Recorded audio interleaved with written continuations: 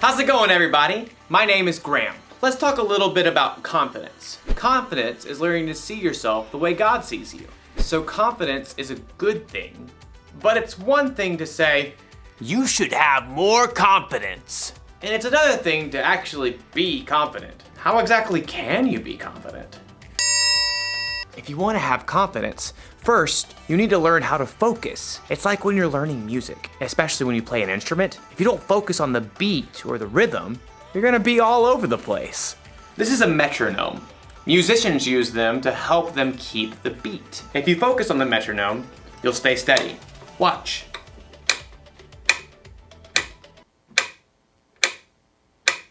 So relaxing. Now, I'll play my song with the right rhythm.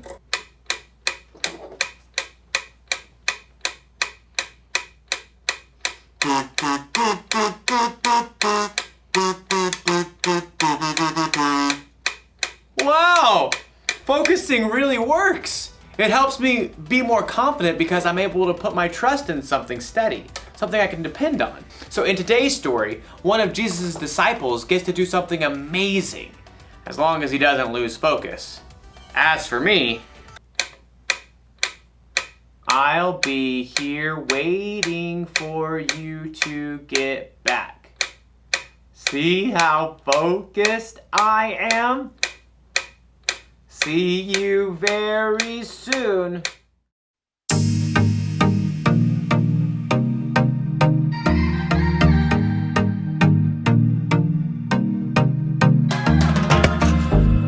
Your plans for me are good. You hold my future. You're working all the time. You're the mountain mover. From sunrise to sunset, till the sun comes back up again. You're by my side. You started a good work in me. I know that you will complete it. You will see it through, yeah. I know that you're still working on me. And everything that you say you'll do, 'cause I believe that you are faithful, oh, you are faithful, oh, you are faithful. I'll trust your every word, 'cause I believe that you're working for my good. Yes, you're committed. From sunrise to sunset, till the sun comes back up again. You're by my side. You started a good work in me. I know that you will complete it. You will see it through, yeah. I know that you're still working on me. And everything that you say you'll do, 'cause I believe that you are faithful, oh, you are faithful, oh, you are faithful. You are my hope, you are my future. You are the mountain mover. You are faithful. You are my hope, you are my future. You are the mountain mover. You are faithful. You started a good work in me. I know that you will complete it. You will see it through, yeah. I know that you're still working on me.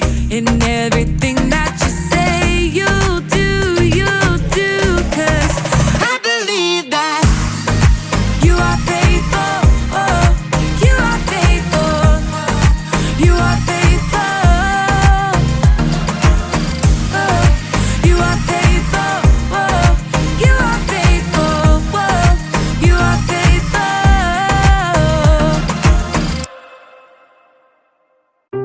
The Bible. It's 66 books of history, stories, letters, and poetry that fit together to form God's one big story. The epic adventure of how He created us and loves us so much that He made a way to rescue us. As we travel through the Bible, from Genesis to Revelation, we discover people who met God and found their lives changed forever.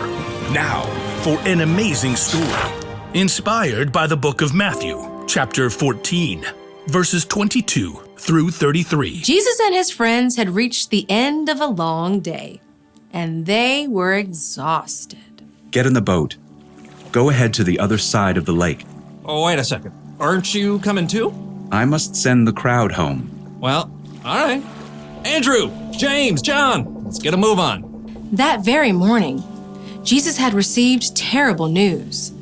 His cousin, John the Baptist, had been killed by King Herod. Wishing to be alone, he and the other disciples took the boat and went across the other side of the lake. But people followed, and later that day, Jesus fed more than 5,000 people with only 5 loaves of bread and 2 fish. So, bro, is Jesus gonna meet up with us later or what? He didn't say. Peter and Andrew and the other disciples climbed into the boat. Nice breeze. Yeah, but it's picking up. Should we wait? Jesus said go, so we go, no? Yeah, bro. The disciples set off across the Sea of Galilee, rocked by a gentle wind. Finally, the crowds dispersed. At last, Jesus was alone. He climbed up high on the mountainside and poured out his heart to his Father. Father. As evening turned to night and night stretched toward morning, the wind across the lake grew wild. Instead of reaching land, the disciples were tossed back and forth on the rising waves. We're taking on water! Bail it out. James and John, you take the stern. Andrew and I have the bow. The wind and waves continued to pound the small boat. The disciples could barely see through the spray. Hey, Peter, what's that? What's what? I see you too. See what? Come back here. Peter staggered to the back of the boat. Everyone looked out into the gloom to try to figure out what this murky shape was that was coming toward them on the stormy sea. It's a ghost. Oh! Help us! We're gonna die! But even as the men began to panic, the figure called out to them. Be brave. It is I. Don't be afraid. Peter fixed his gaze on the figure. Lord, is it you?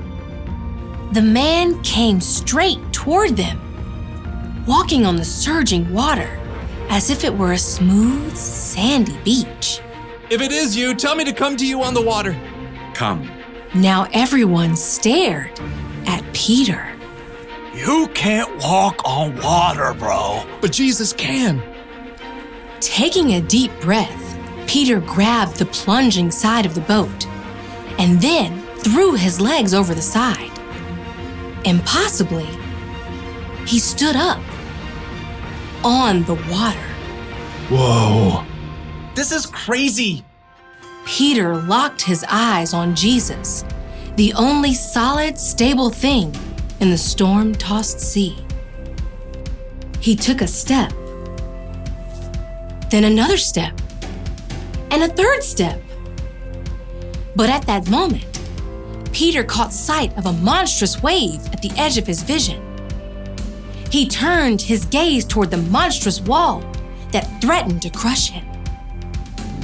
No! Instantly, Peter lost his footing.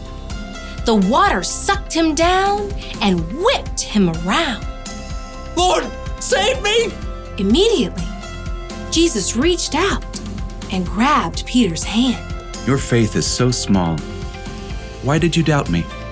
Jesus firmly helped Peter back into the boat. Then he got in too. The wind died down and the water became smooth as glass. Jesus' friends sank down in the wet deck of the boat and stared at him in awe. You really are the Son of God. Free of the storm, the boat sailed smoothly across the water, guided by a gentle breeze. As day broke, Jesus and his friends landed at Gennesaret. After a night they would never forget.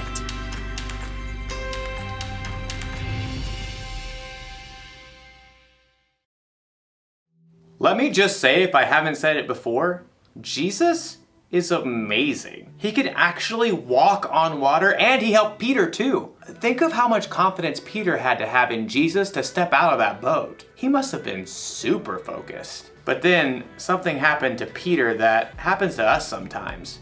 He got distracted. He took his focus off Jesus and focused on his problems instead. For Peter, his problems were the wind and the waves and the storm. Your problem could be you're distracted because a vacation got canceled or something didn't go the way you expected. Your problem might be that you or someone you love is sick. Or maybe your family isn't getting along with one another. If you want to have confidence when storms like that happen, you gotta stay focused.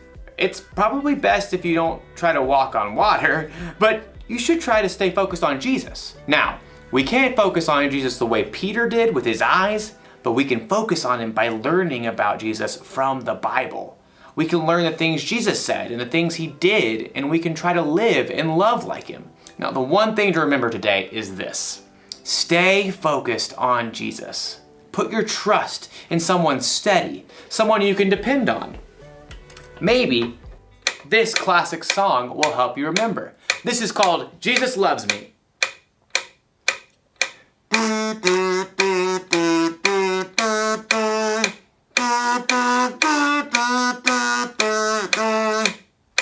I'll see you next time. Bye.